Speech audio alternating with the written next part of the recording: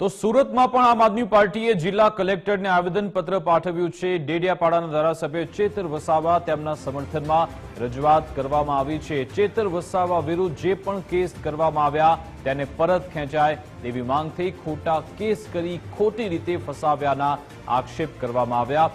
પોલીસનો દુરુપયોગ થયો છે તેવા પણ આક્ષેપ અહીંયાથી કરવામાં આવ્યા। એટલે કે ન માત્ર નર્મદા પરંતુ સુરતમાં પણ ચેતર વસાવાના સમર્થનમાં અહીંયા લોકો આવ્યા। તેમના જે સમર્થકો છે પોસ્ટર બેનર સાથે અહીંયા આવ્યા અને કહ્યું કે ચેતર વસાવા વિરુદ્ધ કરાયેલા કેસ પરત ખેંચવામાં આવે, ખોટા કેસ કરવામાં આવ્યા છે ચેતર વસાવા વિરુદ્ધ તેવું અહીંયા કહેવામાં આવ્યું હતું।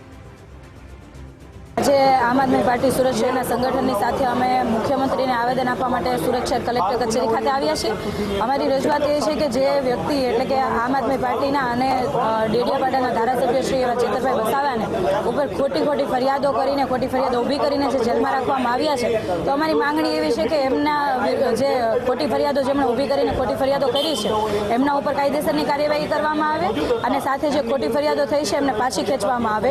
કેમ કે જે વ્યક્તિ નાના વ્યક્તિનો અવાજ બનતા હોય, આદિવાસી સમાજનો અવાજ બનતા હોય, શિક્ષણ માટે, પોલીસ માટે જ્યાં જ્યાં જરૂર પડી છે ત્યાં તમામ જગ્યાઓ પર ચેતરભાઈ વસાવાએ અવાજ ઉઠાવ્યો છે અને તમામ લોકોએ પોતાની ખુશીથી મતદાન આપીને એમને ધારાસભ્ય બનાવ્યા છે અને ધારાસભ્યનો અવાજ દબાવવા માટેના જે એન પ્રકારે પોલીસનો દુરુપયોગ થાય છે એ બિલકુલ યોગ્ય નથી। એટલા માટે અમારી માંગણી છે કે ખોટી ફરિયાદો પાછી ખેંચવામાં આવે અને ખોટી ફરિયાદ કરનારા વિરુદ્ધની કાયદેસરની કાર્યવાહી કરવામાં આવે।